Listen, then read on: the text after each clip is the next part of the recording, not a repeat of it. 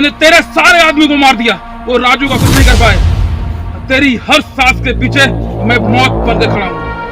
मौत सोचने पड़ेगी।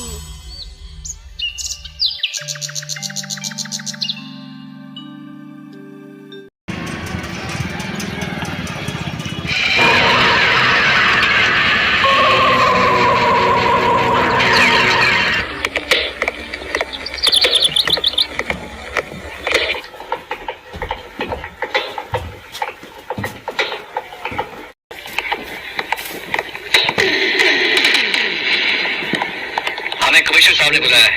मैंने बुलवाया है। मैं हूँ इंस्पेक्टर विक्रम सिंह। मुलाजिम लातुआ का खून हुआ। नहीं मालूम वो कौन है।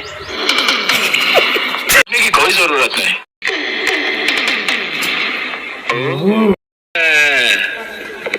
आपसे पूछता हूँ, कल दोपहर आप कहाँ थे? हमारे पास सबूत है। कलेक्टर साहब के पास थे। चाहो तो पता करवा लो। आपने किया नहीं, करवाया है। हवेली पे आ जा। हवेली पे आ जाना। हवेली पे क्या बोला? हवेली पे आ जाना।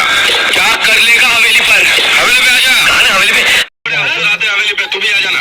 अरे मैं थूकता हूँ ऐसे अफसरों पर, थूकता हूँ।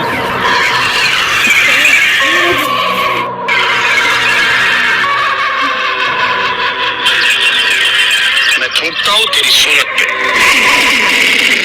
थूक कर दिखाऊं?